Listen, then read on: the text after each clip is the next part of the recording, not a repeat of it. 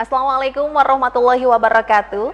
Selamat malam pemirsa RCTV Langka Padane, bagaimana kabar Anda hari ini? Senang sekali malam hari ini pemirsa Xenofia Aprilia dapat kembali menyapa Anda di Dialog Khusus. Untuk Dialog Khusus kali ini pemirsa spesial bersama dengan KPU Kota Cirebon. Sudah hadir pemirsa di studio RCTV, ada Ketua KPU Kota Cirebon Bapak Mardiko. Assalamualaikum Pak. Waalaikumsalam warahmatullahi wabarakatuh. Gimana kabarnya ini? Alhamdulillah baik. Semangat ya Pak? Semangat. Semangat memberikan informasi kepada pemirsa RCTV semuanya. Dan malam hari ini juga Pak Mardiko hadir bersama dengan Pak Hasan Basri dari Divisi SDM dan Partisipasi Masyarakat. Gimana kabarnya nih Pak? Luar biasa. Luar biasa. Senyumnya ini menandakan bahwa siap memberikan informasi kepada pemirsa RCTV terkait dengan tahapan pemilu 2024. Oke, ngomongin pemilu ini lagi rame. Dimanapun orang nongkrong Pak pasti ngomongin soal pemilu. Ya Pak. Nah, dari KPU Kota Cirebon ini sedang sibuk ngapain nih Pak Ketua? Mangga. Baik, terima kasih. Bang, betul saat ini merupakan tahun pemilu. Ya, jadi di warung kopi maupun dimanapun pasti obrolannya pasti seputar pemilu. Nah, kami dari KPU Kota Cirebon yang diberikan amanat untuk menyelenggarakan dan mensukseskan pemilu 2024 tentu ada persiapan-persiapan yang sedang dan kami lakukan. Nah, saat ini yang sudah kami lakukan pertama itu adalah kegiatan yang baru berakhir kemarin tanggal 20 Desember itu adalah perekrutan KPPS. Perekrutan Nah, KPPS. perekrutan KPPS ini alhamdulillah sudah selesai kami lakukan dan berjalan dengan lancar seperti itu ya. Nah, yang kedua yang sudah kami lakukan juga dan sedang ini terkait dengan masa kampanye.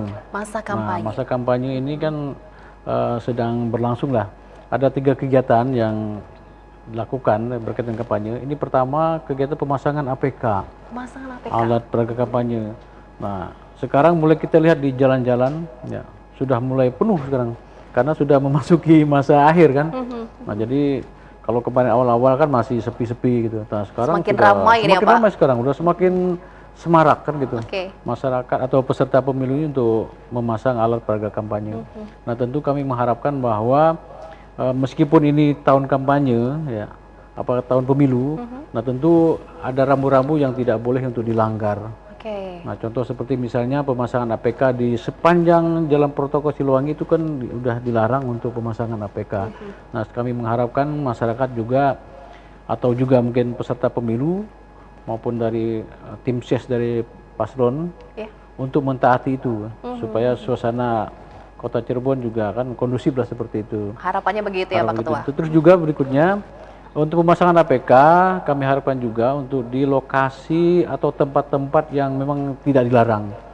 Seperti ya di mana tuh Pak? Contoh misalnya dilarang untuk memasang APK katakanlah di tempat ibadah, kemudian juga di sekolah-sekolahan seperti itu. Nah, itu diharapkan jangan memasang seperti itu. Juga kami harapkan juga jangan sampai merusak keindahan Kota Cirebon. Merusak keindahan. Nah, contoh seperti misalnya memasang APK di pohon-pohon seperti itu, kemudian juga di tiang-tiang listrik ya. Nah, ini juga di pohon, kalau misalnya itu dipasang menggunakan paku pasti kan akan merusak. Merusak betul Pak. Kemudian juga bisa mungkin pohon itu bisa mati nanti kan. Nah, ini kan tentu tidak kita harapkan nanti euforia pemilu ini setelah selesai pemilu banyak pohon yang mati atau rusak seperti itu. Nah, ini tidak kita harapkan kan seperti itu. Nah, ini yang kita himbau kepada peserta pemilu ya. Bolehlah misalnya untuk memasang APK di pohon, tapi itu jangan menggunakan paku, tapi itu diikat pakai kawat atau pakai tali kan seperti itu. Nah, seperti itu. Dan silakan. memang harus ditaati aturan tersebut ya Pak ya. Betul. Sejauh ini bagaimana untuk para partisipasi pemilu ini nih Pak? Mereka semuanya sudah tertib aturan kah? Bagaimana Pak Ketua? Nah, kalau kita perhatikan di sepanjang jalan itu masih kita jumpai ya. Jadi pemasangan APK di pohon itu masih menggunakan paku. Itu masih kita jumpai. Nah, kita harapkan itu harus segera dicopot lah seperti itu untuk diganti misalnya menggunakan tali atau kawat kan seperti itu. Untuk tim sesnya nih ya Pak ya, harus tertib aturan ini begitu semua ya. Oke, Pak, terkait dengan tahapan pemilu 2024 ini tadi Bapak sampaikan untuk awal ini sudah ada beritanya juga kemarin kita Pak sudah selesai untuk yang kotak suara itu ya Pak Ketua. Betul. Nah, untuk mempersiapkan pemilu juga kita kan ada kotak suara. Nah, kotak suara kita persiapkan untuk di TPS itu karena di TPS kita ada 1026. 1026 di Kota Cirebon. Jadi setiap TPS itu membutuhkan 5 kotak suara, berarti ada sekitar 5.130. Nah, kita butuhkan. Alhamdulillah kemarin kita sudah selesai melakukan proses perakitan itu. Nah, perakit sudah selesai, Tinggal nanti kita proses berikutnya adalah mensortir dan lipat surat suara. Oke. Nah, surat Sudah selesai suara. ngomong, kalau nggak salah sih 10 hari targetnya, tapi ini Ya. lebih cepat ya Pak Ketua? Nah, kita semula mentargetkan untuk perakitan kotak suara itu kita perkirakan sekitar 10 hari selesai. Ternyata lebih cepat, itu sekitar 3 hari itu sudah selesai. Nah, kita perhatikan juga ini kerja tim yang sangat solid dari para pekerja seperti itu. Luar Karena biasa kebetulan yang kita rekrut ini adalah mereka yang pengalaman waktu pemilu tahun 2019. Oke, jadi lebih cepat Lebih cepat pengerjaannya mereka juga mungkin ya Pak? sudah. Karena kan desain kotak suaranya tidak jauh berbeda dengan pemilu 2019. Jadi mungkin mereka sudah tahu kan begitu. Oke, jadi kan sudah tersimpan di gudang Sudah disimpan KPU nih di ya? gudang KPU. Oke, aman tuh Pak? Aman. Jaminannya bagaimana nih Pak Ketua nih? Nah, Apalagi sekarang masuk kebetulan musim hujan juga nih Pak ya, Ketua. Nah, kebetulan kemarin kan pada saat kita hari ketiga itu terjadi hujan lebat. Jadi kita juga ingin memastikan apakah gudang KPU ini aman tidak. Oke. Dan nah itu alhamdulillah kemarin kita sudah pastikan bahwa kondisi gudang KPU itu aman ya dari karena hujannya lebat Jangan sekali sampai kemarin. basah, terus Betul. nanti kan merusak kotak suara itu ya Pak Ketua ya? Karena kotak suara ini bahannya dari karton memang Dari kan. karton. Nah, kami juga kemarin untuk mengantisipasi setelah kotak itu dirakit itu langsung dimasuk ke dalam plastik.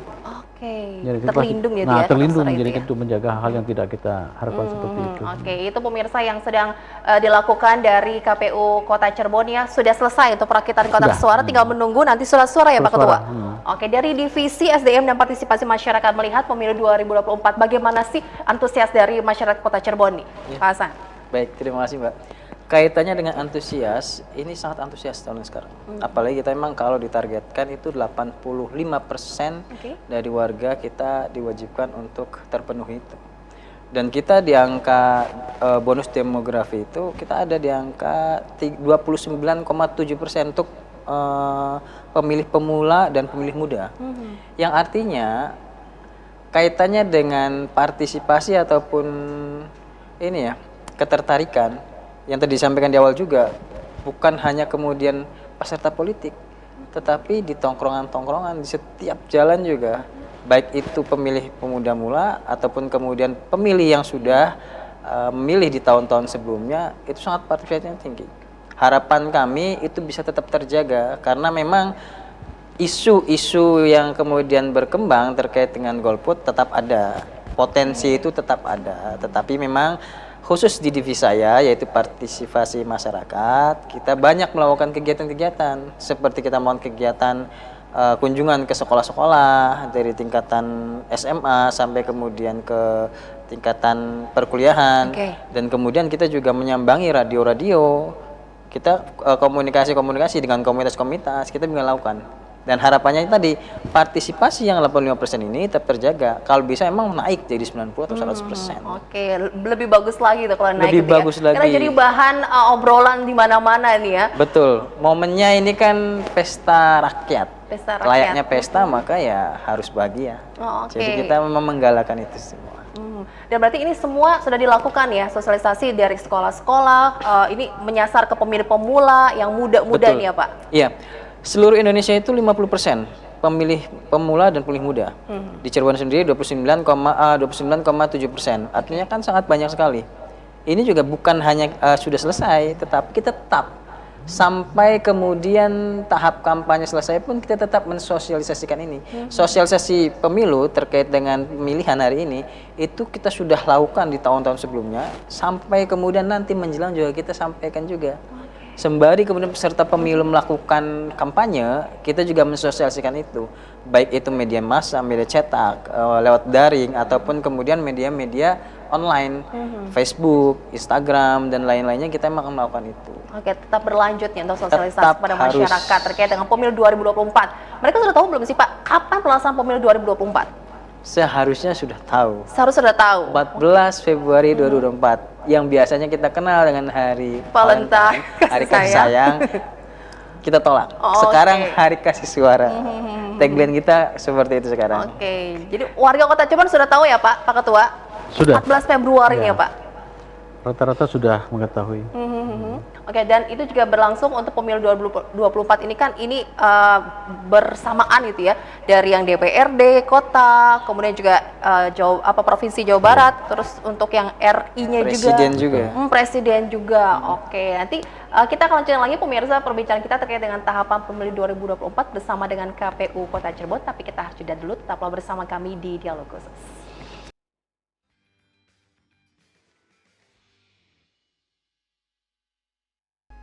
Baik pemirsa, kita kembali untuk Anda di Dialog Khusus bersama dengan KPU Kota Cirebon. Silakan untuk pemirsa CTV yang ingin bergabung bersama kami bisa digunakan telepon di 0231482138. Kita masih berbincang bersama dengan Ketua KPU Kota Cirebon Pak Mardiko dan juga dari Divisi SDM dan Partisipasi Masyarakat Pak Hasan Basri dengan tema yaitu tahapan pemilu 2024. Untuk wilayah Kota Cirebon boleh di-spill nih Pak, berapa DPT yang kita punya nih Pak? Nah, DPT tentu merupakan hal yang sangat ditunggu oleh peserta pemilu ya, karena ini kan yang menentukan nasib nanti mereka menang atau tidak kan dari DPT, daftar pemilih tetap.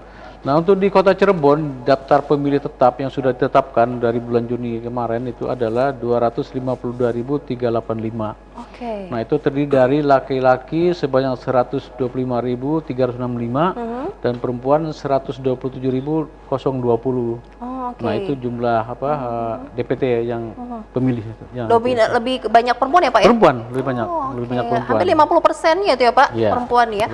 Oke, dan untuk wilayah Kota Cirebon ada berapa banyak TPS ya Pak? Dengan kita punya 4 kecamatan ya?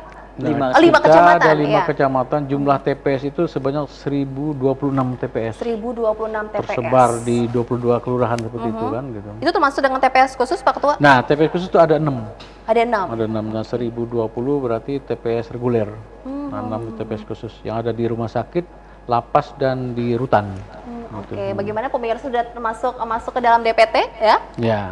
Bagaimana? Nah, bagi pemirsa tentunya apabila ingin mengetahui apakah sudah masuk di DPT atau belum, sebetulnya bisa cek langsung buka HP-nya. Oke, gimana Pak Ketua? Ketik di Google cek dptonline.kpu.go.id. Nah, nanti tinggal memasukkan nick-nya. Nah, nanti keluar sudah tercantum nanti di TPS berapa dan alamat TPS-nya ada di mana. Oh, gitu. Jadi bisa tahu ya Pak Ketua semuanya ya. Oh, begitu pemirsa. Jadi ini juga bisa biar kita juga ikut berpartisipasi nanti nih ya. Jangan sampai bingung juga, harus sukseskan pemilu 2024, sukses tanpa ekses untuk wilayah Kota Cirebon. Targetnya berapa Pak? Nah, target kita untuk pemilih itu 85%. 85%. Ini naik dari tahun pemilu sebelumnya di 2019 itu atau bagaimana? 80%, 81%. 81%. Jadi kita di 2019 itu 81%. Nah, diharapkan di 2024 ini kita naikkan 4% menjadi 85%. Ini sebetulnya target Jawa Barat juga sebenarnya. Tapi optimis, Pak Hasan bagaimana? Sangat optimis sekali. Dengan tadi KPU memang secara masif memberikan informasi terkait dengan tahapan pemilu. Kaitannya juga dengan partisipasi masyarakat. Bahkan kita di minggu kemarin itu melakukan lomba membuat video dan memang sudah ada pemenangnya. Itu juga memang salah satu targetannya adalah partisipasi masyarakat. Dengan kemudian kita mengadakan lomba, akhirnya kan banyak juga yang mendaftar. Oke, lomba seperti apa sih Pak Hasan? Ya, lombanya membuat video. Video yang nanti diupload di media sosial, media sosial Instagram, yang kemudian temanya adalah memberikan informasi bahwasanya 14 Februari itu ada pemilihan. Oh, begitu. Dan kemudian jangan golput dan kemudian silahkan memilih dengan syarat-syarat seperti yang sudah tertera 17 tahun ke atas, kemudian sudah menikah atau sudah menikah, kemudian berada di tempat wilayah kediaman yang memang untuk pemilih gitu. Seperti itu kurang lebihnya. Yang lomba-lomba itu kan harapannya semakin banyak pesertanya semakin berarti partisipasi semakin tinggi ya.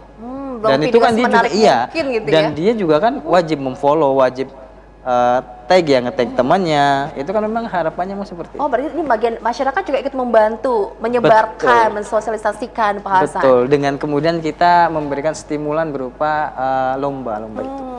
Salah satunya memang seperti itu. Oke, luar biasa. Ini banyak cara yang dilakukan ya untuk menarik warga Kota Cirebon ya untuk ikut berpartisipasi Pak Hasan. Betul. Tadi yang disampaikan Ketua bahwasanya targetan kita termasuk targetan Jawa Barat juga 85%, tetapi kita KPU Kota Cirebon sendiri mengharapkan 90% di Kota Cirebon. 90%. Harapannya seperti itu. Walaupun target kita 85, tetapi kita punya target maksimal juga 90. Kalau itu bisa tercapai, suatu prestasi juga untuk KPU. Betul. Seperti Oke. itu, kita Tapi ini kan warga Kota Cebalongan tahu juga nih ya Pak ya, ini untuk nanti tanggal 14 Februari itu ada beberapa apa ya, surat suara Surat nih. suara. Surat suara yang warnanya beda-beda. Nah, ini Betul. boleh dong Pak diinformasikan nih Pak penjelasannya bagaimana sebagai edukasi juga. Ya, baik. Enggak Pak? Untuk di hari pemilu nanti ya, tanggal 14 Februari itu ada 5 jenis pemilihan Oke. yang akan dipilih oleh masyarakat. Pertama itu pemilih untuk jenis kategori pemilih presiden. Nah itu surat suara itu warna abu-abu ya. Warnanya abu-abu surat suaranya. Kemudian untuk pemilih untuk DPR RI. Nah DPR RI itu warna surat suaranya itu adalah nanti warnanya biru. Oke. Kuning maaf. Kuning. Ya, warnanya kuning untuk DPR RI. Kemudian ada DPD. Oke. Dewan Perwakilan Daerah, itu warna surat suaranya itu merah. Nah, kemudian ada DPRD Provinsi. Oke. Nah itu warna surat suaranya itu biru. Nah kemudian untuk DPRD Kabupaten Kota, warna surat suaranya itu hijau. Hijau. Nah, Jadi ini jangan salah nih ya Jangan warga salah Kota nanti Cirebon ya Pak. Nah itu memang kita nanti di TPS, nanti kita ada petugas KPPS 6 memang sebetulnya. Untuk supaya nanti pada saat selesai melakukan pencoblosan kan langsung masukin ke surat suara di kotak. Itu memang sudah kita persiapkan di kotak suara presiden, warnanya juga tadi yang saya Iya, sebutkan. sesuai dengan surat suara itu ya Pak. Tapi juga kita ada petugas kita juga untuk mengarahkan. Oh, iya. Jangan sampai nanti mereka salah masukkan kan begitu.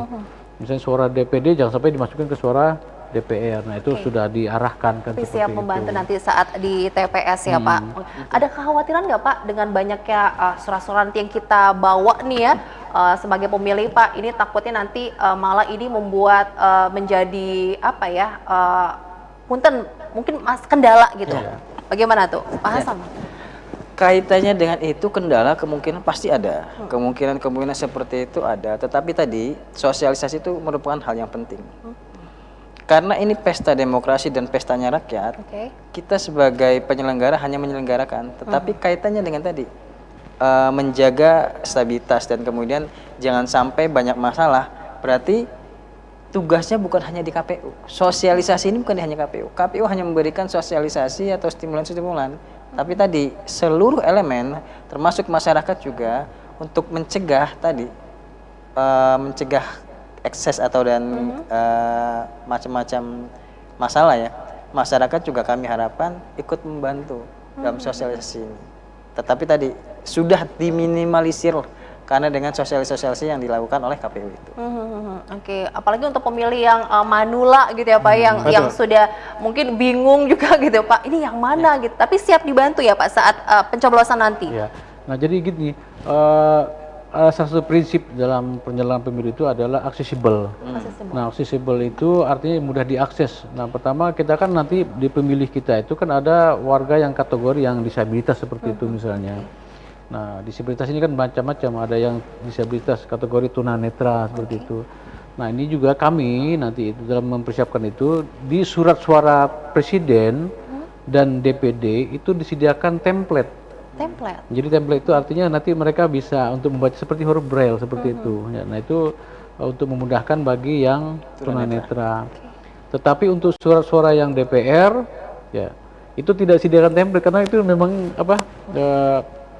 lebar seperti itu ya. Nah kalau yang DPD kan ada wajah ada foto, dan juga mungkin nggak terlalu sulit lah. Nah kalau untuk yang kategori yang DPR itu memang harus didampingi. Nah didampingi. Nah pendamping ini adalah dari pihak keluarganya juga bisa, atau nanti bisa menggunakan petugas KPPS untuk mendampingi. Misalnya pada saat nanti di bilik suara itu, ya bilik suara itu tentu di sini harus mengisi surat pendamping seperti itu. Nah, itu di TPS kita sudah siapkan gitu. Jadi misalnya pada saat pendamping ini mereka juga kan harus mengisi itu. Karena apa sebabnya? Karena ini kan harus dipertanggungjawabkan. Contoh misalnya tunanetra, dia kan hanya bisa membisikkan. Tolong misalnya untuk partai A misalnya, calonnya siapa? Itu kan dibisikkan kepada pendamping. Pendamping ini nanti yang akan membantu untuk mencobloskan kan seperti itu. Nah, ini kan harus dipertanggungjawabkan begitu. Jangan sampai timbul nanti masalah gitu ya Pak ya, makanya disediakan surat gitu ya Pak Hasan. Surat disediakan. Jadi sebelum itu juga kita sosialisasi ya, khusus di bidang saya, divisi saya memang sosialisasi itu sangat masif. Tapi ketika di TPS juga dari petugas-petugas itu sudah menyiapkan. Tadi yang disampaikan Ketua, asas aksesibilitas itu memang hari ini wajib dilakukan oleh KPU dalam hal memberikan akses semudah mungkin untuk pemilih. Dengan tagline kita juga siap melayani. Tagline kita melayani, maka setiap dari warga masyarakat yang punya hak untuk memberikan suara, kita layani, bahkan sampai dengan tadi hal-hal yang menimbulkan masalah, kendala, kita sudah siapkan semua.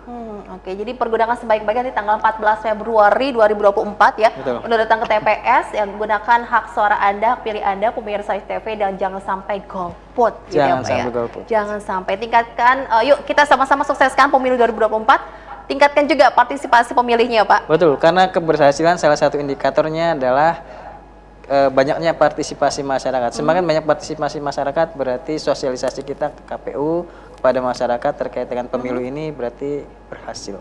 Oke, dan KPU Kota Cirebon siap melayani. Siap melayani. Siap melayani makanya. Oke, dan kita juga siap pemirsa akan kembali untuk Anda, tapi kita harus jeda, jangan kemana-mana.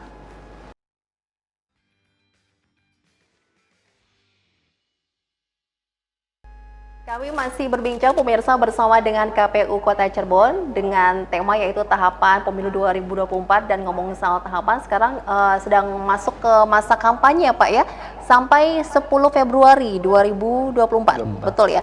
Oke. Terus juga di masa kampanye ini kan ada kampanye terbuka tuh Pak Ketua. Itu bagaimana sih Pak untuk mekanismenya Pak Ketua? Nah, untuk kampanye terbuka itu biasanya dikenal istilah rapat umum. Nah, itu akan dilakukan nanti 21 hari menjelang akhir masa kampanye. Nah, itu yang dilakukan oleh KPU nanti menjelang persiapan untuk rapat umum itu, karena jadwalnya itu memang difasilitasi oleh KPU, tapi itu nanti bersama-sama dengan partai politik dan pihak stakeholder terkait. Nah, itu nanti kami akan mengundang mereka untuk menentukan jadwalnya, menentukan jadwal dan juga untuk lokasi atau tempat. Oke, lokasi bagaimana Pak Ketua? Untuk lokasi memang di awal sudah kita putuskan pada waktu itu ada di 2 tempat. Yang pertama itu di lapangan Kebon Pelok di Harjamukti. Nah, yang kedua itu di lapangan bola Kesenden. Nah, perkembangan berikutnya ada masukan karena calon presidennya ada 3. Jadi diusulkan tambah 1 lagi. Tambah 1 lagi, jadi 1 lokasi lagi. Itu di mana Pak? Direncanakan di lapangan Bima, Stadion Bima. Itu di belakang patung Bima itu kan yang biasanya tempat dipakai untuk senam di situ. Nah, diusulkan di situ. Nah, ini akan kita obrolkan, akan kita bahas bersama-sama. Apakah nanti itu disetujui juga di situ. Nah, kemudian juga nanti kita akan menentukan jadwalnya. Misalnya tanggal 1 dari siapa kan gitu yang akan ini kan. Sampai nanti selesai seperti itu. Nah, ini dikenal dengan istilah rapat umum. Jadi rapat umum itu nanti partai politik atau gabungan partai politik yang capres ini silakanlah untuk mengundang massa dalam jumlah yang besar. Kita sudah menyiapkan lokasinya, silakan untuk dipakai dan digunakan melaksanakan kampanye seperti itu. Oke, ini juga kan pasti menyedot perhatian banyak pihak ya Pak ya, untuk warga Kota Cirebon yang ingin berpartisipasi di kampanye terbuka nanti. Ini bagaimana untuk sistem keamanan yang sendiri dari KPU Kota Cirebon? Kalau sistem keamanan memang dari KPU Kota Cirebon bukan tidak memfasilitasi ya. Artinya keamanan itu memang kita koordinasikan dengan 2. Pertama itu dari dari Bawaslu nanti untuk pengamanan terkait dengan ada pelanggaran atau tidaknya. Kemudian dari kepolisian kita juga sudah berkoordinasi dan mungkin dari linmas tempat. Tetapi tadi memang personil dari polisi yang akan banyak di situ. Karena kita memang sudah berkoordinasi dengan pihak-pihak itu. Tapi baik lagi, keamanan itu tidak akan maksimal kalau memang dari warganya sendiri tidak menjaga keamanan itu. Harapan kami tadi, karena ini pesta, jadi gunakanlah kesempatan ini untuk bahagia, senang gitu. Jadi tidak lagi kemudian tadi walaupun di 3 tempat dan kemudian ada 3 calon pasangan ya, itu tidak kemudian saling bersinggungan. Layaknya pesta saja, layaknya pesta maka kita harus bahagia. Keamanan itu walaupun ada banyak polisi ya untuk berjaga di sana ya Pak. Tapi kalau tidak dijaga dari masyarakatnya akan timbul masalah. Betul. Sebaliknya kalaupun tidak ada penjagaan dari masyarakatnya bergembira ria untuk menyambut pemilu ini, maka saya rasa keamanan itu tidak diperlukan, tetapi sudah pasti aman. Baik lagi harapan kami masyarakat sudah dewasa dan berpolitik, boleh berbeda pilihan, tetapi tadi kita gunakan ajang ini untuk berpesta. Oke, tunjukkan warga Kota Cirebon ini warga yang tertib ya Pak ya, yang aman dan kondusif pastinya. Jangan sampai euforia ini jadi ternodai gini ya Pak ya. Betul. Begitu. Apa sih Pak yang menjadi kekhawatiran dari KPU Kota Cirebon nih Pak? Ini berkaitan dengan pemilu tahun 2019 ya Pak ya. Ini antisipasi atau apa ya Pak ya? Evaluasi bagaimana Pak Ketua? Kalau kita perhatikan, kalau kita amati dan juga kita evaluasi ya di pelaksanaan pemilu 2019 kemarin, itu kan ada juga petugas kita yang jadi korban.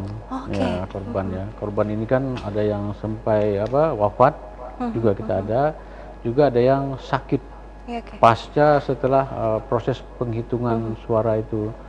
Nah, oleh karena itu, untuk antisipasi hal tersebut, di pemilu 2024 ini, khususnya untuk petugas KPPS ini ada pembatasan-pembatasan. Pembatasan seperti? Nah, pertama seperti misalnya untuk usia. Usia. Nah, usia ini kita batasi hanya sampai 55 tahun. Nah, hasil evaluasi kemarin di pemilu 19 itu banyak yang wafat itu karena memang usia juga di atas itu, dan juga memang mereka memiliki penyakit bawaan gitu ya Pak ya. Seperti itu ya. Nah, ini juga sebagai langkah antisipasinya. Yang kedua, ini sekarang kita mewajibkan bahwa calon KPPS ini sebagai syaratnya itu wajib menyertakan hasil pemeriksaan kesehatan. Ya. Contoh seperti misalnya kita juga minta hasil cek kolesterol, tekanan gula darah juga, tekanan darah seperti itu diwajibkan seperti itu supaya nanti yang katakanlah kategori layaknya ya, jadi mereka bisa untuk jadi peserta KPPS jadi, seperti itu. Untuk kesehatan ini sangat diutamakan sekali ya Pak ya, untuk petugas KPPS nanti yang berjaga di TPS ya. Mengingat karena tugasnya memang berat ya Pak ya. Ini tanggung jawabnya juga kan ya, walaupun di hari H 14 Februari itu ya Pak benar-benar ya harus full ya Pak ya. Betul. Masa kerja dari KPPS ini kan 25 Januari sampai 25 Februari. Walaupun hanya sebulan, tetapi kemudian banyak kegiatan-kegiatan yang akan mereka lakukan. Seperti BIMTEK, kemudian mereka juga nanti akan belajar terkait dengan penghitungan suara. Terkait dengan nanti juga informasi-informasi, memberikan informasi kepada masyarakat. Yang tadi, penghitungan itu walaupun kita tutup pemungutannya sampai jam 1, tapi penghitungannya bisa sangat lama. Balik lagi ketelitian nanti di BIMTEK. Oleh karena itu tadi yang disampaikan Ketua, pembatasan terkait dengan usia dan kesehatan itu sangat penting sekali. Karena tadi kita tidak ingin lagi ada korban-korban, walaupun dalam tanda kutip mereka adalah pahlawan demokrasi. Tetapi siapa yang ingin hal itu terjadi? Kita harap petugas kita juga KPPS yang ada di TPS-TPS memberikan fasilitas dan kemudian bekerja dengan baik secara optimal. Setelah itu mereka juga tetap sehat setelah selesai melaksanakan tugas. Oke, makanya itu tugasnya harus sehat ya Pak, jiwa dan raganya Pak ya. Harus. Oke, dan itu juga penting sekali ya Pak dari KPU Kota Cirebon yang menekankan untuk petugas yang nanti berjaga harus sehat ya Pak. Harus, dan itu karena ini sudah dalam masa pencermatan KPPS, kan tanggal 20 kan kita sudah selesai untuk seleksi administrasi. Ini dalam masa pencermatan itu yang paling diutamakan adalah kesehatannya. Selain dari mereka juga harus ini ya, up to date dan melek teknologi, tapi tadi kesehatan itu syarat mutlak, harus itu. Melek teknologi ini kaitannya bagaimana Pak Ketua, bisa disampaikan? Kaitan dengan melek teknologi bahwa ada perbedaan antara pemilu 2019 dengan 2024. Nah, di 2024 nanti memang salah satu syarat juga kita kepada calon KPPS ini mereka harus melek teknologi. Artinya mereka harus menguasai teknologi penggunaan HP itu ya. Nah, di 2024 nanti hasil penghitungan suara ya, itu nanti akan menggunakan aplikasi. Nah, aplikasi namanya itu Sirekap. Nah, Sirekap ini jadi nanti setelah misalnya penghitungan selesai itu hasilnya tuh dipoto melalui aplikasi. Aplikasi Sirekap ini dipoto ya hasilnya, kemudian dari hasil foto ini bisa langsung masuk ke server KPU RI. Dan juga langsung masuk ke server di bisa dicek juga di tingkat KPU kota juga seperti itu. Nah, ini gunanya apa nanti untuk penghitungan rekap di tingkat kecamatan. Nah, jadi ini untuk sebetulnya lebih untuk memudahkan juga kan. Dan lebih cepat juga kita mengetahui hasilnya. Jadi hasilnya langsung dipoto itu KPU RI pun juga bisa langsung untuk mengetahui hasilnya seperti itu. Ya, ini akan diterapkan nanti di pemilu tahun 2024. Nah, tentu ini membutuhkan petugas yang melek tadi kan. Mereka bagaimana Nggak boleh cara gaptek nih ya. Iya, kalau gaptek nggak bisa itu. Oh, oke. Melek teknologi dan teknologi mereka memiliki nggak bisa. Itu kan teknologinya. hasil itu kan harus difoto begitu. hasilnya itu. Dan menggunakan tadi aplikasi Sirekap, sistem Sirekap. informasi rekapitulasi hasil pemilu seperti itu. Oke. Jadi pemirsa juga bisa mengakses itu ya Pak ya? Nggak bisa? Nah, nanti saksi-saksi juga kan nanti mereka juga bisa langsung nanti minta hasilnya langsung. Nanti kita akan mintakan nomor WA-nya ya di situ kepada petugas kita, nanti bisa langsung ditransfer hasilnya. Oh, begitu. Jadi bisa lebih cepat. Jadi lebih cepat. Jadi beda dengan dulu kan kita Manual ya, Pak? hasil itu manual. Bikin Biasanya lama itu ya? itu yang bikin lama dan juga bikin lelah. Oh iya. Mereka harus ada berapa jumlah saksi. Nah, misalnya saksi ada 16 harus bikin 16 salinan. Nah, mungkin cukup dengan satu saja ya. Nah, itu nanti mereka cukup mendapatkan dari hasil Sirekap itu gitu. Oke, ini mungkin juga bisa memudahkan ya tugas dari KPPS nanti ya Pak ya? Betul, karena kan tadi kaitannya dengan melek teknologi ini fungsinya yaitu mengefektif dan efisienkan kinerja dari KPPS. Saksi-saksi juga ketika bertanya tidak bertele-tele. Bayangkan saja dengan banyaknya saksi, baik dari itu caleg ataupun kemudian saksi dari partai, mereka harus melayani itu. Sedangkan mereka ada kerjaan untuk mereka. Jadi kan tekanannya sangat tinggi. Konsentrasinya terpecah gitu ya Pak? Betul, itu yang kemudian bisa menimbulkan masalah. Dengan melek teknologi itu harapannya juga nanti bisa meminimalisir hal tersebut. Tadi juga kaitannya dengan melek teknologi harus juga teknologi juga memadai. Oleh karena itu syaratnya juga mereka harus punya teknologi itu. Oke, ada pelatihan juga ya Pak ya? Berarti? Pasti, BIMTEK itu pasti kami lakukan dan nanti BIMTEK bukan hanya dari KPU tapi dari tingkat PPK dan TPS juga membimtek untuk kaitan dengan kesiapan dari KPPS ini. Wah, tugasnya berat ya Pak ya? Iya. Berat Waduh, luar tetapi biasa harus ya. bisa. Karena pasti kan akan bertanya kepada petugas yang di TPS itu ya Pak ya? Betul. Wah, luar biasa nih tanggung jawabnya ya, ini luar biasa pemirsa. Kita akan lanjutkan, masih ada satu kesempatan lagi berbincang bersama dengan KPU Kota Cirebon di Dialog Khusus malam hari ini. Kita akan kembali, jangan kemana-mana.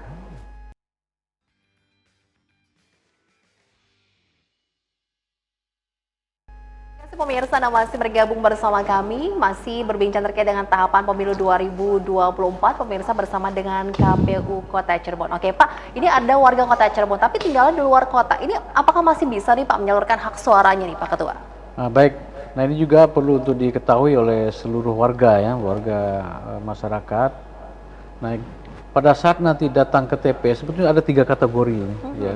Ada pertama itu adalah pemilih kategori DPT. Oke. Daftar pemilih tetap yang namanya muncul pada saat setelah hasil dari pencoklitan dan sudah ditetapkan oleh KPU. Nah, itu istilah kita DPT. Yang kedua itu adalah DPTB, daftar pemilih tambahan. Itu artinya mereka namanya sudah ada dalam DPT, tapi karena keadaan tertentu mereka tidak bisa menggunakan atau menyalurkan suaranya di TPS di mana dia terdaftar. Karena apa? Seperti misalnya dia karena tugas kerja. Iya. Ya. Atau misalnya tugas belajar mahasiswa, atau katakanlah misalnya mereka ditahan di rutan kan seperti itu, atau dirawat di rumah sakit dan sebagainya. Nah, itu masuk kategori DPTB pindahan. Atau mereka sudah pindah domisili, ya. Yang kemarin misalnya domisili di Jakarta, dia terdaftar di Jakarta, nah kemudian pindah ke Cirebon, kan otomatis sudah punya KTP ke Cirebon. Nah, yang ketiga itu ada kategori pemilih DPK. Data pemilih khusus, nama mereka tidak ada dalam DPT maupun DPTB. Mungkin karena sebab pada saat pendataan terlewat atau barangkali ya, atau mungkin pada waktu itu umurnya masih 16 tahun. Nah, sekarang kan sudah 17. Gitu Nah, ya, Pak, dia nama dia nggak ada. Nah, ini juga mereka bisa menggunakan hak pilihnya itu dengan menggunakan KTP. Tapi menggunakan KTP ini sesuai dengan alamat asal dia kan gitu. Nah, itu gunakan. Nah, bagi masyarakat ini juga perlu harus diketahui bahwa untuk pemilih kategori daftar pindahan DPTB, jangan sampai nanti hak pilihnya itu hilang. Nah, mereka yang kategori ini tetap harus mengurus surat keterangan pindah memilih. Caranya bagaimana Nah, Pak Ketua? caranya ini bisa datang ke KPU ya, atau ke PPK atau ke PPS. Nah, di sana kita ada layanan helpdesk untuk melayani bagi masyarakat yang tidak bisa menggunakan hak pilihnya. karena tadi sebab tadi kan karena tugas belajar atau karena kerja merantau gitu ya Pak. merantau. Nah itu kalau tidak mengurus surat keterangan pindah memilih, itu nanti di TPS di sana tidak bisa dilayani. Meskipun sebagai warga Indonesia dengan menunjukkan KTP. Hilang dong ya hilang hak itu. suaranya nih apa ya, hak pilihnya. Supaya hak suaranya itu tidak hilang, maka harus diuruskan seperti itu. Nah, ngurusnya itu bisa di tempat tujuan atau di tempat asal. Tinggal menunjukkan KTP saja Pak. Menunjukkan KTP dan juga menunjukkan syarat-syarat. Contoh misalnya dia tugas belajar, sudah belajar lah. Nah itu harus surat keterangan dari kampusnya bahwa dia tuh memang sedang belajar kan seperti itu. Atau tugas karena kerja, nah harus ada dari instansinya menerangkan bahwa dia ini gitu. Sudah bisa diurus saat ini Pak? Sudah bisa diurus. Sudah bisa diurus nih. Nah, itu ada batasan waktunya sampai H-30 kan seperti 30. itu. Oh, jadi yang ada di luar kota nih harus segera nih ya. Harus segera ini harus diurus supaya nanti hak tadi tidak hilang kan seperti itu. Oke, begitu pemirsa. Jadi untuk mungkin ada saudara-saudara dari pemirsa nih warga yang ada di luar ya Pak ya, bisa dibantu menginformasikan masih bisa menggunakan hak pilihnya nanti pas 14 Februari itu ya. Iya. Betul. Oke, dan mudah ya Pak ya? Mudah itu. Sangat mudah dan itu bisa dilakukan baik di mengurusnya di daerah asal ataupun di daerah tujuan. Misalkan saya orang Cirebon, saya berkuliah di Purwokerto, bisa kemudian diurus di sana di KPU Purwokerto, tidak harus kemudian di sini. Oke, jangan sampai malas tuh pengurusnya. Nah, betul. Jangan sampai golput juga. Yuk kita sukseskan pemilu 2024 ya.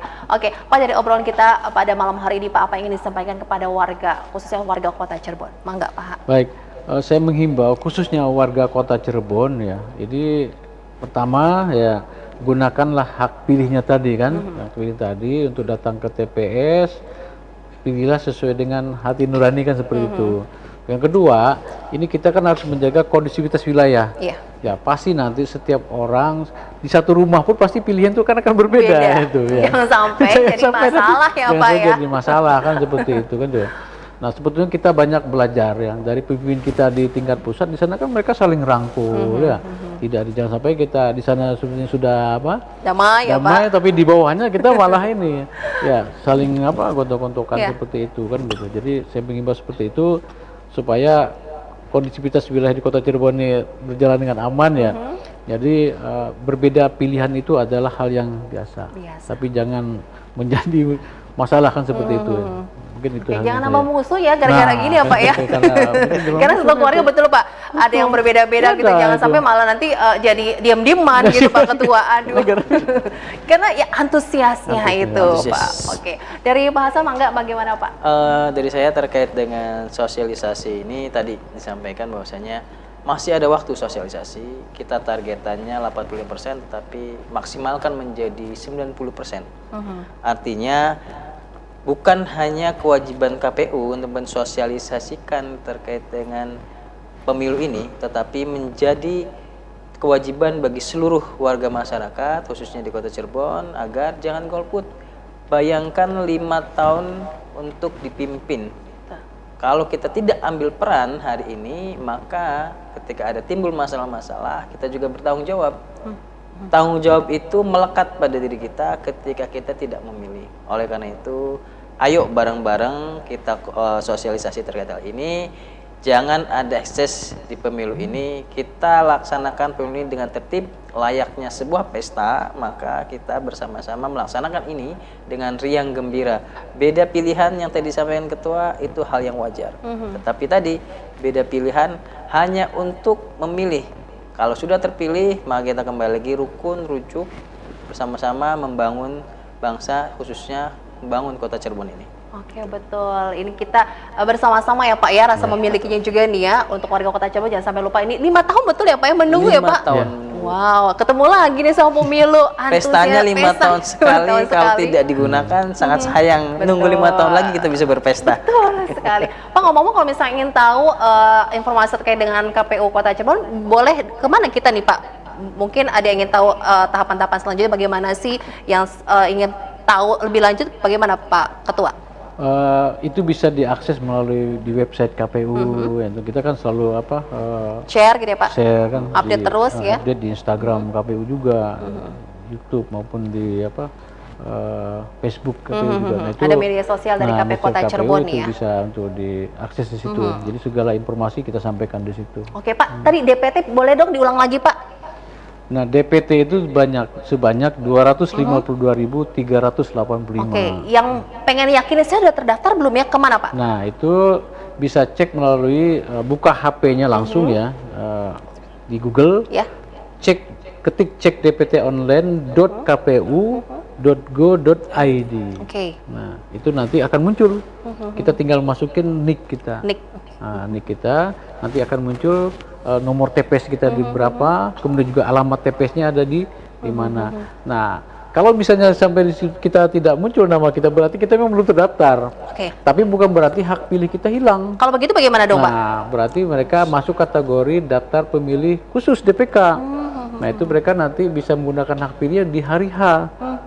Nah, itu datang ke TPS pada pukul 12 sampai dengan jam 1. Oke.